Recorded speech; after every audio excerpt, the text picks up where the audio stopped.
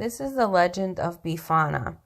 She's an old woman who delivers gifts to children throughout Italy on Epiphany Eve, the night of January the 5th, similar to the way Santa Claus delivers gifts. Popular beliefs that her name derives from the Feast of Epiphany in the Catholic La Festa dell'Epifania, word of the Greek origin meaning manifestation of the divinity. Some suggest that Befana is descended from the Sabine Roman goddess named Straina. In the popular folklore, Befana visits all the children of Italy on the eve of the Feast of the Epiphany to fill their socks with candy and presents if they are good, or a lump of coal or dark candy if they are bad. In many poorer parts of Italy, in particular rural Sicily, a stick and a stocking was placed instead of coal. Being a good housekeeper, many say she will sweep the floor before she leaves. To some, the sweeping meant the sweeping away of problems of the year. The child's family typically leaves a glass of wine and a plate with a few morsels of food, often regional or local, for a Befana. She is usually portrayed as a hag riding a broomstick through the air, wearing a black shawl and covered in soot because she enters the children's houses through the chimney. She often smiling and carries a bag or a hamper filled with candy, gifts, or both.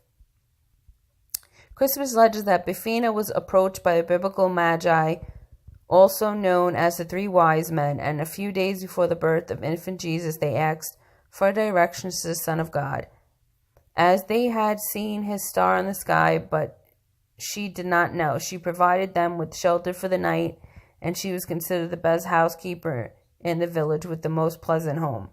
The Magi invited her to join them on the journey to find baby Jesus, but she declined, stating she was too busy with her housework. Later, Befana had a change of heart and tried to search out the astrologers and Jesus. The night she was not able to find them, so to this day La Befana is searching for the little baby. She leaves all the good children toys and candy, caramel or fruit, while the bad children get coal, onions, or garlic. Another Christian legend takes slightly darker tone, as La Befana was an ordinary woman with a child whom she greatly loved. However, her child died, and her resulting grief maddened her. Upon hearing the news of Jesus being born, she set out to see him, disillusioned that it was her son. She eventually met Jesus and presented him with gifts to make him happy. The infant Jesus was delighted, and he gave La Befana a gift in return. She would be the mother of every child in Italy. Popular tradition tells that if one sees La Befana, one will receive a thump from her broomstick, as she doesn't wish to be seen. This aspect of the tradition may be designed to keep children in their beds. Another commonly heard Christian legend of La Befana starts at the time of the birth of baby Jesus. Befana spends her days cleaning and sweeping. One day the Magi, also known as the three wise men, came to her door in search of baby Jesus. Befana turned them away because she was too busy cleaning. Befana noticed a bright light in the sky. She thinks this was the way to baby Jesus. She brought some baked goods and gifts for the baby Jesus in her bag and took her broom to help the new mother clean and began her search for baby Jesus. She searched and searched for baby Jesus but never found him. Befana still searches to this day after all the centuries. On the eve of the Epiphany, Befana comes to the house where there is a child and leaves a gift. Though she has been unsuccessful in her search and still leaves gifts for good young children, because the child Christ can be found in all children. This is history. Befana was never widespread tradition among the whole Italian people, having originated in Rome and having become well known and practiced by the population only during the 20th century. Many people believe that the name Befana is derived from the Italian mispronunciation of the Greek word Epiphany, appearance, surface. Others point to the name being derivative of Bastrina, the gifts associated with the goddess Strina. The theory connects the tradition of exchanging gifts in ancient Rome for Epiphany in honor of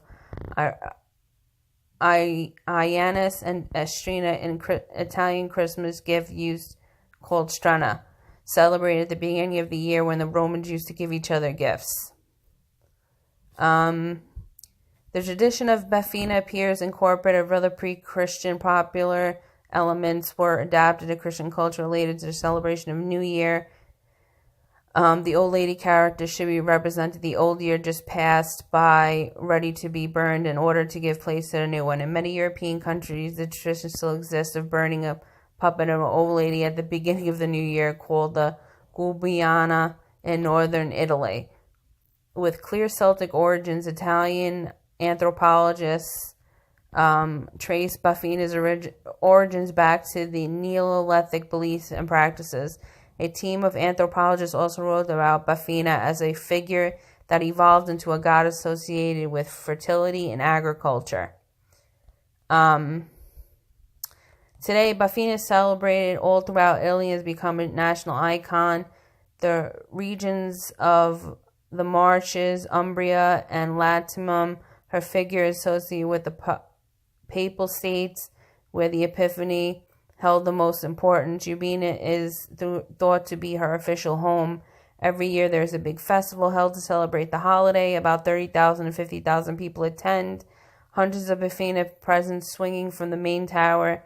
They jiggle, dance, and greet all the children. Traditionally, Italian children may expect to find a lump of coal in their stockings, actual rock candy made black with caramel coloring, as every child has been at least occasionally bad throughout the year.